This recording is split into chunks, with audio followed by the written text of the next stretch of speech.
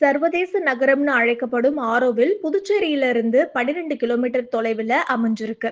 தமிழ்நாட்டுல விழுப்புரம் மாவட்ட எல்லைக்குள்ள அமைஞ்சிருக்கிற ஆரோவில் புதுச்சேரி ஒரு புகழ்பெற்ற சுற்றுலா தலமா திகழ ஒரு காரணமா இருக்குன்னே சொல்லலாம்.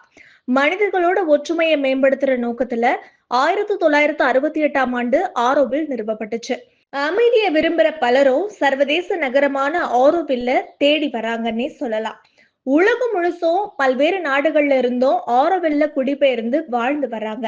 இவ்வளவு புகழ்பெற்ற ஆரோவில் நகரை சுத்தி பார்க்க டிராம் ரயில் சேவை தொடங்க போறாங்க. அதுக்காக ரயில்வே அதிகாரிகள் ஆய்வும் செஞ்சிருக்காங்க. இந்த சேவை ஆரோவில் பகுதிக்கு மேலும் ஒரு தனித்துவமான அடையாளத்தை உருவாக்கி தரப்போகுது. இந்தியாவிலேயே இப்ப கொல்கத்தால மட்டும்தான் இந்த ட்ராம் ரயில்ஸ் இருக்குது. அதுவும் கூட தன்னோட இயக்கத்தை விரைவில் நிறுத்த போறதாவும் சொல்லப்படுது. போக்குவரத்து நெரிசலை சுட்டிக்காட்டி மேற்கு வங்க அரசு ட்ராம் ரயில் சேவைகளை ஒரே ஒரு வழித்தடத்துல மட்டுமே இயக்கி மீதம் இருக்கிற வழித்தடங்கள்ல சேவையை நிறுத்த போறதா அறிவிச்சிருக்கு. கொல்கத்தாவில் இயங்கி வர ட்ராம் ரயில்கள் 150 ஆண்டுகள் பாரம்பரியம் கொண்டது. மின்சார ரயில்களுக்கு முன்னோடியா திகழும் மெதுவா செல்லக்கூடிய ட்ராம் ரயில்கள் ஒரு காலகட்டத்துல சென்னை சாலைகள்லயும் கூட இயக்கப்பட்டுச்சு.